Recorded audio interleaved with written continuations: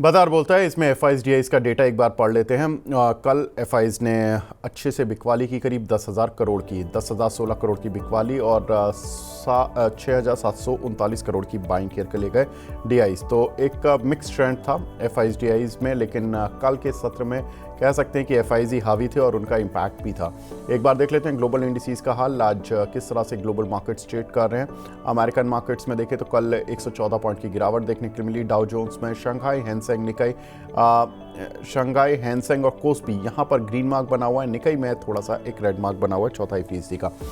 एक बार देख लेते हैं आज के टॉप गेनर्स और लूजर्स कौन से काउंटर हैं जो अच्छी स्ट्रेंथ दिखा रहे हैं। तो स्ट्रेंथ दिखाने वालों में गैब्रियल यहाँ पर करीब 8.5% ऊपर, एंड्योरेंस, ग्लैक्सो, पारादीप फॉस्फेट और सीक्वेंट साइंटिफिक, इन सभी में 6 से 8% का उछाल देखने के लिए मिल रहा है। टॉप लूजर्स की लिस्ट देख लेते हैं कौन से काउंटर हैं जहां पर कि आज थोड़ी सी वीकनेस देखने के लिए मिल रही है। तो एफसीएल, डिक्सन, न्यूजन सॉफ्टवेयर, केपीआर मिल और लक्ष्मी केमिकल करीब यहां पर 5.5 से 9.5% तक का गिरावट देखने के लिए मिल रही है। तो कुछ एक काउंटर्स जिन पर की प्रेशर है because of some results, because of some news. लेकिन असली खबरें जो हैं, एफआईज की सेलिंग थोड़ी सी डराने वाली थी। कल हमने देखा कि 10,016 करोड़ की सेलिंग करके ले गए। 28 फरवरी के बाद एफआईज की हमने देखा इतनी बड़ी सेलिंग पहली बार देखने के लिए मिली है। तो ये काफ़ी इंपॉर्टेंट हो जाता है। एक बार देख लेते हैं कि एफआईज की मंथली सेलिंग या बाइंग का ट्रेंड क्या है। तो मई महीने में अगर इस सेलिंग को भी हटा दें तो करीब 27,000 करोड़ की बाइंग एफआईज ने की है। और अप्रैल महीने में देखें तो एफआईज ने जो बाइंग की है करीब 4223 करोड़ की मार्च, फरवरी और जनवरी, इन तीनों महीनों में एफआईज की सेलिंग थी 78,000 करोड़ रुपए की सेलिंग थी जनवरी में, फरवरी में करीब 34,574 और मार्च में 3973 करोड़ की सेलिंग थी। महेश सर, जिस तरह की एफआईज की सेलिंग है और भारत पाकिस्तान आ जाता है, कभी ट्रंप का टैरिफ आ जाता है, ये सारी चीज़ें आ जाती हैं, ऐसे में एएमसी शेयर या एक्सचेंज वाले बीएससी वाले शेयर, CDSL, एंजल वन, इन सभी में एक अच्छी स्ट्रेंथ पीछे अभी देखिए जितना मार्केट रिकवर हुआ उस हिसाब से रिकवर हुआ। अभी ये 25,000 पे रखने लायक हैं पोर्टफोलियो में, या इनसे डरना चाहिए कि अगर मार्केट ने थोड़ा भी यू टर्न लिया तो ये भी यू टर्न तेजी से, ये यू टर्न दोनों साइड पर सब तेजी से लेते हैं, नीचे से भी यू टर्न काफ़ी तेज लेते हैं और ऊपर से भी। देखिए, ये सारे शेयर में वैल्यूएशन जो है वहां पे थोड़ा कंफर्ट नहीं आ रहा है। तो अगर यहाँ पे कोई ट्रेड भी करता है तो एक स्ट्रिक्ट स्टॉप लॉस से ट्रेड बनते हैं। वैल्यूएशन वाइज मेरे हिसाब से थोड़े महंगे हो चुके हैं। बीएससी एक्सट्रीमली एक बार का थोड़ा ज्यादा महंगा लग रहा है, हालांकि टेक्निकली स्ट्रेंथ काउंटर में अभी भी बरकरार है। सीडीएसएल भी देखेंगे तो सीडीएसएल के नंबर्स इतने अट्रैक्टिव नहीं आए थे। फिर भी एफएनओ और कैश का भी डिफरेंस देखेंगे, बहुत ज्यादा डिफरेंस है। तो ये सारे काउंटर्स जो है अब यहाँ पे एक टेक्निकल मूव कर रहे हैं, उसके कारण से स्ट्रेंथ बनी हुई है। अगर कोई भी ट्रेड करते हैं तो टेक्निकल ट्रेड के हिसाब से, स्टॉप लॉस के हिसाब से ट्रेड कर सकते हैं। और वैल्यूएशन के हिसाब से थोड़े से महंगे हो चुके हैं। तो मेरे हिसाब से थोड़ा अगर करेक्शन मिलता है तब जाके कोई आपको फंडामेंटली पोर्टफोलियो के हिसाब से लेना है तब वहां पे ले सकते हैं। ट्रेडिंग के हिसाब से आप स्ट्रिक्ट स्टॉप लॉस के साथ में भले ट्रेड करिए, वहां पे कोई दिक्कत नहीं है। लेकिन स्टॉप लॉस थोड़ा स्ट्रिक्ट, क्योंकि लेवल जो है एक अपसाइड हो चुके हैं। और इंडेक्स के हिसाब से नहीं, अगर आप बीएससी देखेंगे तो रिसेंटली बीएससी ने 3850 के हिसाब से लो बनाया था और उसके बाद में वापस से 7200 उसके ऊपर ट्रेड कर रहा है। तो मेरे हिसाब से थोड़ा सा ज्यादा रन हो गया, तो यहाँ पे थोड़ा सा कॉशियस रहने की सलाह है। और अगर कोई भी ट्रेड करते हैं तो स्टॉप लॉस जरूर लगाए और स्टॉप लॉस के साथ में ट्रेड करें। ठीक है। तो यहाँ पर ये जो इतने भी एक्सचेंज से जुड़े हुए शेयर हैं, ब्रोकिंग से जुड़े हुए शेयर हैं, इन सभी पर थोड़ा सा कॉशियस रहना, क्योंकि वैल्यूएशन थोड़ी सी ज़्यादा रिच हो गई हैं। लेकिन एक और डेटा जिसने कि कल मार्केट में इवनिंग में थोड़ा एक नेगेटिविटी में और नेगेटिविटी क्रिएट की थी, वो थी कोर सेक्टर में सुस्ती। कोर सेक्टर में देखें तो जो ग्रोथ आई है अप्रैल मंथ के लिए वो केवल 0.5% की देखने के लिए मिली, और मार्च में कोर सेक्टर की ग्रोथ 4.5% के आसपास थी, 4.6% थी। एक बार देख लेते हैं कि कोर सेक्टर में किस तरह का रुझान देखने के लिए मिला है मार्च और अप्रैल में, उसके बाद साथ सेक्टोरल भी देखेंगे कि किस तरह से सेक्टोरल ग्रोथ देखने के लिए मिली है। तो सेक्टोरल ग्रोथ में कोर सेक्टर में मंथली डेटा है कोर सेक्टर ग्रोथ का, तो सीमेंट में करीब 6.25% की ग्रोथ देखने के लिए मिली सीमेंट सेक्टर में, जबकि मार्च में 9.2% की ग्रोथ थी। कोल सेक्टर में भी ग्रोथ देखने के लिए मिली, स्टील में भी मिली, पावर में भी मिली। लेकिन नेचुरल गैस, रिफाइनरी और फर्टिलाइज़र, यहाँ पर थोड़ा सा फर्टिलाइज़र में भी है इनफैक्ट, नेचुरल गैस और रिफाइनरी में यहाँ पर थोड़ा सा प्रॉब्लम है। महेश सर, पहले मैं सीमेंट, कोल और स्टील पर आता हूँ। देखिए, ये थोड़े से इंफ्रास्ट्रक्चर से जुड़े हुए सेक्टर हैं, और पावर भी इनफैक्ट। पावर चूंकि अब पीक सीजन में चला जाता है, तो यहाँ पर ग्रोथ आपको लगता है आएगी, और इन कंपनियों में कितनी आएगी? बाकी स्टील, सीमेंट और कोल, इन पर आपका व्यू? देखिए, कोल में व्यू अभी भी अच्छा बना हुआ है मेरे हिसाब से। नंबर्स जो है ठीक ही आ रहे हैं, तो कोल में ध्यान रखा जा सकता है। सीमेंट सेक्टर के अंदर थोड़ा सा एक ये क्वार्टर जो है बारिश के कारण से थोड़ी सी शायद नरमाश आगे वाले क्वार्टर में देखने को मिले, तो सीमेंट के लिए थोड़ा सा न्यूट्रल टू बुलिश टाइप का व्यू रहेगा, बट मंदी का नहीं है। और स्टील सेक्टर में थोड़ा सा ध्यान रखना पड़ेगा कि ये अगले जो नंबर आएंगे शायद मेरे हिसाब से थोड़ा सा ध्यान रखना पड़ेगा आपको। ठीक है। ये जो आप फर्टिलाइज़र की ग्रोथ देख रहे हैं, एक्चुअली नेगेटिव में -4.2% है। तो सर, ये जो फर्टिलाइज़र सेक्टर की ग्रोथ है, इसमें अगर देखें तो लास्ट ईयर तो एक अच्छा, लास्ट मंथ तो ठीक था 8.8%।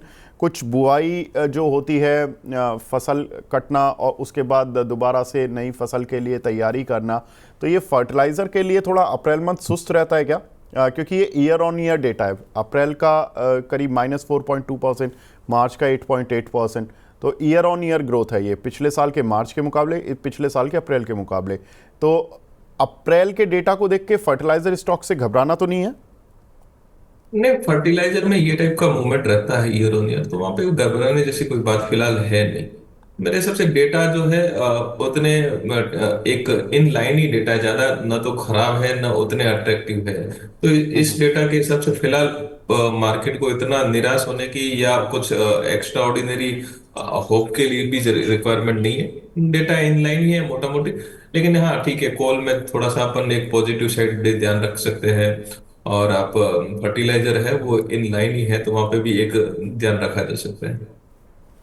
ठीक है, तो फर्टिलाइज़र में भी ध्यान रखा जा सकता है।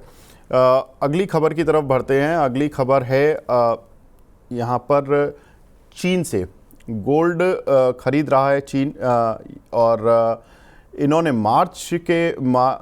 अप्रैल में मार्च के मुकाबले 73% ज़्यादा गोल्ड खरीदा है, और अप्रैल में करीब 127.5 मिलियन टन गोल्ड का इंपोर्ट किया है। चीन के बैंकों ने जमकर खरीदारी की है। ट्रेड वॉर के चलते ग्राहक भी काफ़ी गोल्ड खरीद रहे हैं, जिसके वजह से वहाँ का जो सेंट्रल बैंक है उसने क्या किया कि अपने जो दूसरे बैंक्स हैं उनको एक कोटा फिक्स कर दिया, और उस कोटे फिक्स करने की वजह से सारे बैंक्स काफ़ी एग्रेसिव हो गए कि हर एक को अपनी गोल्ड का जो मैक्सिमम कोटा उसको फिल करना है, इसलिए वो बाय कर रहे हैं।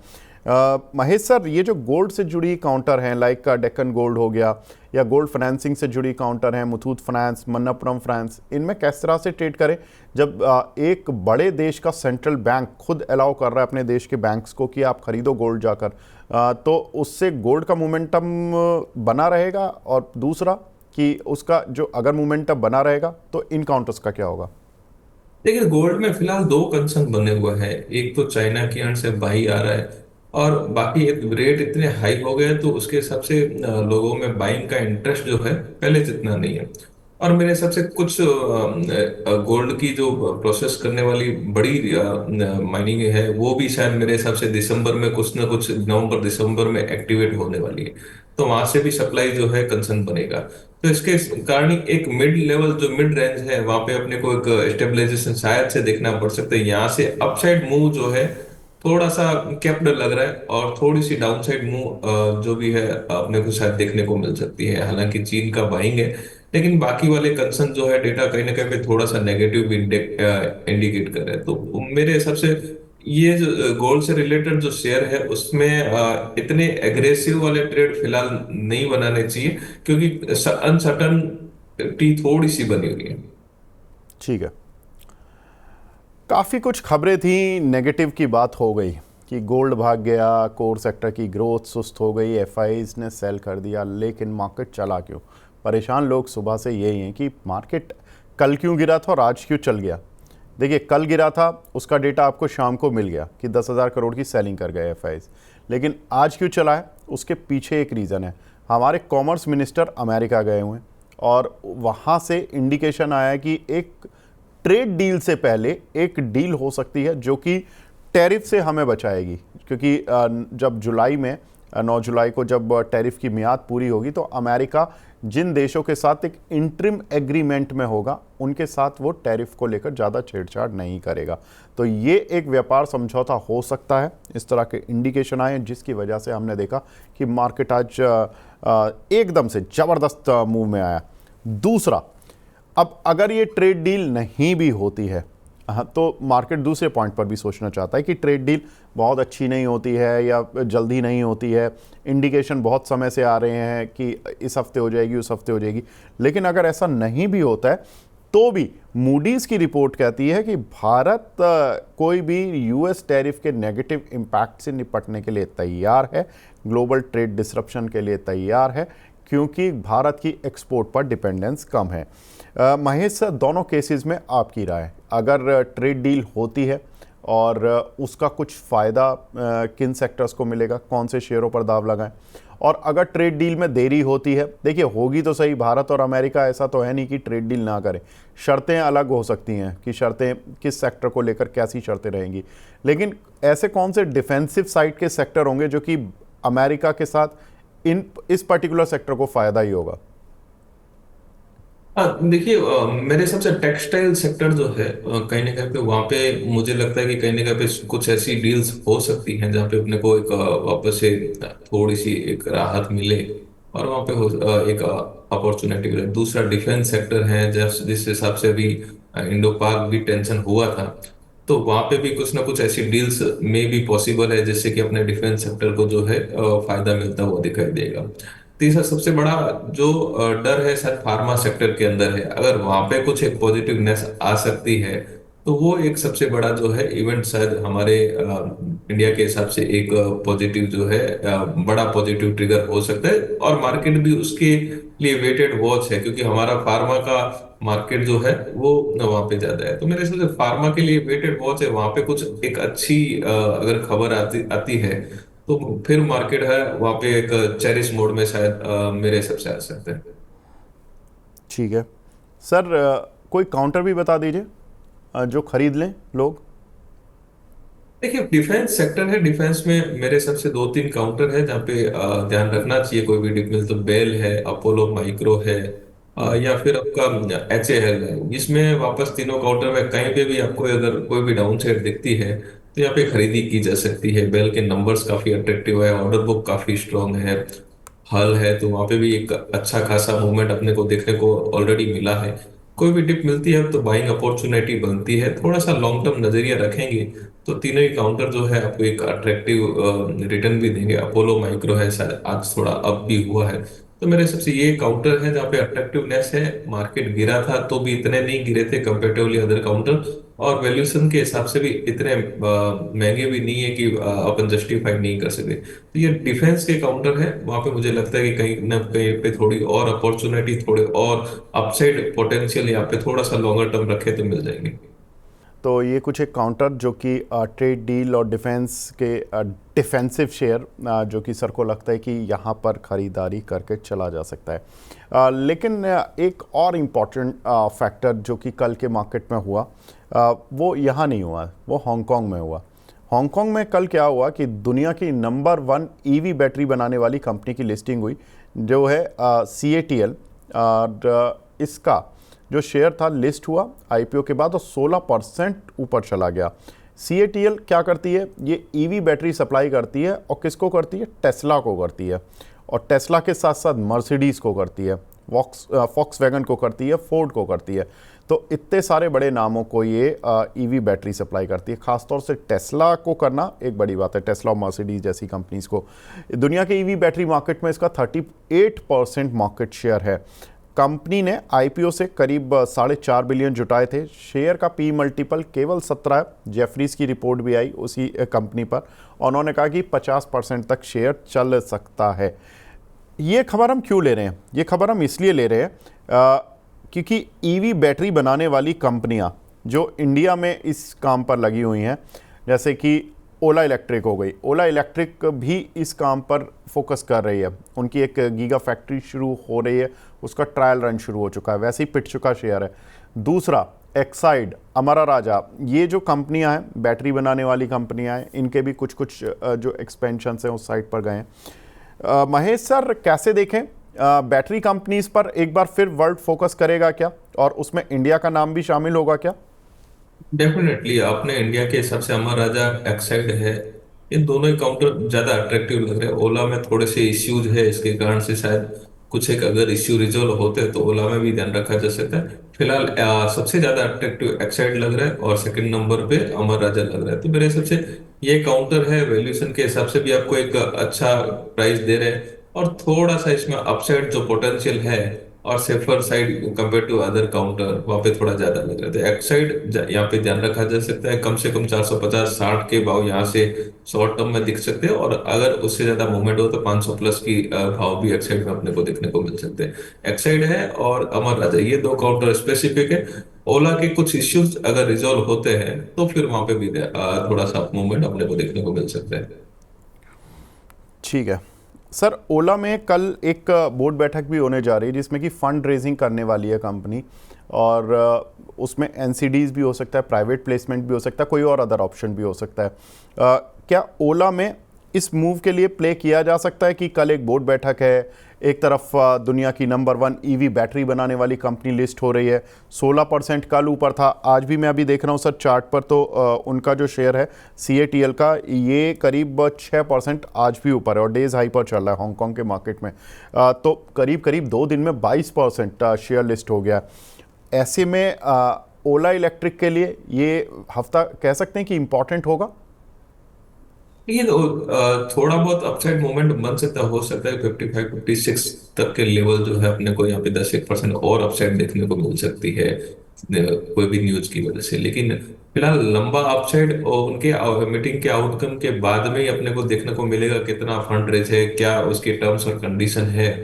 हालांकि ये लेवल पे अगर फंड आता है तो डेफिनेटली एक पॉजिटिव बात होगी, क्योंकि ओला वैसे भी काफी ट्रबल से जूझ रहा है। तो मेरे हिसाब से ये एक पॉजिटिव खबर है। लेकिन क्या टर्म्स कंडीशन है, बाकी सारी चीजें देखने के बाद में, और बाकी थोड़े बहुत इश्यूज जो चल रहे हैं फिलहाल, तो वो अगर रिजॉल्व हो जाते हैं तो फिर इसके अंदर वापस एक मोमेंट मेरे हिसाब से देखने को मिल सकता है। और जैसे कि आप आपने देखा कि इंडिया में जो ये बैटरी बनाने में ज्यादा इनका फोकस है, और वहाँ पे अगर कुछ क्वालिटी की चीजें मार्केट के अंदर आती है और उनका प्रोडक्ट जो है मार्केट के अंदर ट्रिगर करता है, तो फिर ये इनका कंपनी को एक लॉन्गर टर्म ग्रोथ भी प्रोवाइड कर सकता है। लेकिन फिलहाल वेट एंड वॉच की स्थिति में है, तो इसके लिए ज्यादा अपसाइड यहाँ से उम्मीद नहीं कर रहे हैं। लेकिन हाँ, ये जो इवेंट है ये इनके लिए पॉजिटिव जरूर है। बिल्कुल, तो ये इवेंट पॉजिटिव है और इस पर ध्यान देना भी ज़रूरी है। और ना सिर्फ इंडियन शेयर बल्कि ग्लोबली सारे ही शेयर इस आईपीओ की लिस्टिंग से प्रभावित हैं। चाइना की नंबर 1 कंपनी जो BYD ईवी की नंबर 1 कंपनी कहलाती है, उसके शेयर में भी करीब पिछले 5 ट्रेडिंग सेशन में, और ख़ास तौर से कल और आज में ही करीब करीब 7 से 7.5% का जंप देखने के लिए मिला है। तो ये एक काफ़ी स्मार्ट मूव कह सकते हैं कि जो चाइना में देखने के लिए मिल रहा है ईवी कंपनीज़ में। इनफैक्ट टेस्ला का भी शेयर पिछले 2 दिन में थोड़ा चला है, करीब 2-3%, लेकिन हाँ, निचले स्तरों से वहाँ पर भी खरीदारी देखने के लिए मिली है। तो कहीं ना कहीं ईवी सेक्टर पर दोबारा से फोकस आया है दुनिया का। अगली खबर की तरफ बढ़ते हैं सर। अगली खबर मैं कुछ रिजल्ट्स पे बात कर लूँगा सर। NHPC में कंपनी के रिजल्ट्स देखें तो 24% की ग्रोथ देखने के लिए मिली रेवेन्यूज़ में। प्रॉफिट में 57% की जंप देखने के लिए मिला। एबिटा डाउन हुआ करीब 5.25%, और मार्जिन्स भी करीब 1500 बेसिस पॉइंट डाउन हुए हैं। करीब 60.97% थे मार्जिन्स, जो कि 46.45% पर आ चुके हैं। सर कैसे देखें, मार्जिन्स को काफ़ी डेंट लगा है, एबिटा को डेंट लगा है, और एनएचपीसी के वैसे रिजल्ट्स ठीक हैं, मतलब प्रॉफिट वाइज ठीक दिखेगा आपको। क्या करें सर काउंटर पर? नहीं, गवर्नमेंट काउंटर है वहाँ पे। फिलहाल पॉजिटिव नजरिया है। नंबर्स थोड़े बहुत अपसाइड डाउन साइड चलते रहते हैं इसके अंदर। लेकिन वैसा कोई मुझे एक्स्ट्रा ऑर्डिनरी नेगेटिवनेस नंबर्स के हिसाब से फिलहाल नहीं देखने को मिला है। मेरे हिसाब से कुछ ना कुछ जो नंबर है शायद आगे मार्जिन के अंदर वापस से भी अपने को सुधार देखने को मिल सकता है। तो यहाँ पे घबराने की जरूरत नहीं है। वैसे भी फंडामेंटली काफी स्ट्रॉन्ग काउंटर है। कोई भी अगर डिप मिलता है किसी कारणवश तो वहां पे एक बाइंग अपॉर्चुनिटी वापस से अपन ढूंढ सकते हैं। 80 से 82 का लेवल है। वहां पे वापस से बाइंग अपॉर्चुनिटी अपन देख सकते हैं। और काफी दिन हो गए कंसोलिडेशन मूव जो है वो भी अपने को देखने को मिला है। अपर साइड में अगर 92 के ऊपर क्लोजिंग देता है तो फिर वापस से थोड़ी सी वहां पे भी अपसाइड होगी। नंबर इन लाइन है। वैसा कोई सरप्राइजिंग इवेंट यहाँ पे नंबर नहीं है। हाँ, हालांकि मार्जिन थोड़े से डिप है। बट ये एक गवर्नमेंट कंपनीज है तो थोड़ा बहुत चलते रहते हैं। ठीक है, तो गवर्नमेंट कंपनी है, चलता रहता है, इतना मूव एक्सपेक्ट कर सकते हैं मार्केट। जेके टायर सर, जेके टायर में रेवेन्यू करीब 2.25% बढ़ता हुआ दिखाई दिया, लेकिन नेट प्रॉफिट 34% गिरता हुआ दिखाई दिया। एबिटा 21% डाउन हुआ है, 333 करोड़ के मुकाबले 263 करोड़ का एबिटा है। और मार्जिन्स में भी करीब करीब 300 बेसिस पॉइंट की गिरावट देखने के लिए मिली है। 290 basis point to be very precise यहाँ पर मार्जिन्स मिले हैं। जेके टायर सर, इसमें क्या करें? आज काउंटर ऐसे नतीजों के बाद भी 7.5% ऊपर है। जो एक्सपेक्टेशंस थी, आई थिंक इसको बहुत ज़्यादा कुछ ब्रोकरेज हाउसेस तो कवर नहीं करते हैं, तो इसलिए रिजल्ट्स एस्टीमेट हमारे पास तो नहीं थे। लेकिन हाँ सर, काउंटर में तेज मूव है, अभी क्या करें इसमें जेके टायर्स में? नहीं, नंबर्स खराब है इसके। अगर आप नंबर्स के हिसाब से देखेंगे तो नंबर्स डेफिनेटली खराब है। तो यहाँ पे अगर कोई मूवमेंट है किसने लिया हुआ है तो एग्जिट के लिए मेरे हिसाब से एग्जिट करना ज्यादा सही रहेगा। वापस से अगर कोई भी लेवल है 340 पीरियड से 360 की रेंज जो है वापस से भी कोई आता है तो कंसोलिडेशन टेक्निकल के हिसाब से देखने को मिलेगा। हम्म। नंबर के हिसाब से देखे तो थोड़ी सी नेगेटिवनेस दिखाई है, काउंटर में दिखाई देनी चाहिए। लेकिन अगर पॉजिटिवनेस है तो वहां पे कोई भी अगर नीचे के लेवल में लिया हुआ है तो वापस से एग्जिट करने के चांसेस जरूर है। ठीक है। सर, ना सिर्फ जेके टायर चला हुआ है आज, इनफैक्ट मैं सीएट में भी मूव देख रहा हूँ, मैं अपोलो टायर तो चलिए फ्लैट है, थोड़ा एमआरएफ में भी मूव देख रहा हूँ। टायर सेक्टर पर ओवरऑल आपका व्यू? नहीं, ओवरऑल जो सीएट है, सीएट में थोड़ा सा ध्यान तेजी का बना हुआ है मेरे हिसाब से। तो सीएट अगर आप देखेंगे थोड़ा सा लॉन्गर टर्म नजरिया भी है। बालकृष्ण इंडस्ट्री है। ये दो काउंटर है टायर्स के अंदर जहाँ पे थोड़ी सी लॉन्गर टर्म के हिसाब से भी अगर कोई पोजिशनल भी पोर्टफोलियो में रखता है तो वहाँ पे पोर्टफोलियो में रखे जा सकते हैं। कोई भी डिप मिलता है तो ये दो काउंटर में मेरे हिसाब से बाइंग अपॉर्चुनिटी बनती है। तो ये दो काउंटर है टायर्स के अंदर और वहाँ पे ध्यान रखा जा सकता है। एमआरएफ ऑलरेडी अप है तो वहां पे अगर वापस से कोई डिप मिले, नंबर हालांकि एमआरएफ के भी ठीक आए थे, तो वहां पे अगर डिप मिलता है तो फिर वहां पे एमआरएफ को भी देखा जा सकता है। फर्स्ट प्रायोरिटी में सीएट और बालकृष्ण इंडस्ट्री, ये दो काउंटर है जहाँ पे वैल्यूएशन वाइज जो है मुझे कहीं ना कहीं पे लगता है कि वो डिप मिलता है तो वहां पे एक बाइंग अपॉर्चुनिटी देखी जा सकती है। ठीक है। अगला काउंटर सर, एस्टर डीएम। ये काउंटर काफ़ी सुर्खियों में रहता है। रेवेन्यू में करीब इसके भी 2.25% का उछाल देखने के लिए मिला। लेकिन इम्पॉर्टेंट चीज़ थी कि कंपनी का जो लॉस है वो 24 करोड़ के मुकाबले 79 करोड़ का प्रॉफिट आया। और एबिटा में 159 करोड़ के मुकाबले 192 करोड़ का एबिटा आया, करीब 21% का जंप। मार्जिन्स में अच्छी बढ़त देखने के लिए मिली, 16.4 से 19.2। अब इस काउंटर पर सर क्या करना चाहिए एस्टर डीएम पर? देखिए, एस्टर डीएम हमारी कुछ दिन पहले रिकमेंडेशन भी रही थी। हमारे क्लाइंट्स को हमने रिकमेंड भी किया था तो वहाँ पे एक अपसाइड मिला था, वापस से डाउन साइड। तो यहाँ पे कोई भी डाउन साइड अगर मिलता है नियर 540 530 के अराउंड बाइक अगर कोई भी चांस मिलता है तो वहाँ पे वापस से बाइक अपॉर्चुनिटी देखेंगे। और यहाँ पे भी अगर किसको लेना है तो मेरे हिसाब से एक थोड़ी सी अगर लॉन्गर टर्म या मीडियम टर्म के हिसाब से अगर लेना है तो ले सकते हैं। 625 से 650 तक के लेवल जो है अपसाइड साइड देखने को मिल सकते हैं। ठीक है, लेकिन सर आज 4% नीचे क्यों है ये शेयर? देखिए, रिजल्ट से पहले रहता है तो रिजल्ट से पहले एक अपसाइड जो मूवमेंट है शायद मेरे हिसाब से वो कैप्ड हो गया है तो उसके हिसाब से प्रॉफिट बुकिंग थोड़ी ऐसे हुई या फिर कोई कमेंट्री शायद उसके अंदर कुछ ऐसी चीज आई रहेगी जिसके हिसाब से रहेगा। क्योंकि मैंने वापस से इसको रिव्यू नहीं किया था तो आप उसके बाद में कोई कमेंट कर सकते हैं, लेकिन यस नंबर्स के हिसाब से अट्रैक्टिव है और हमारी इसमें स्पेसिफिक कवरेज भी रही थी।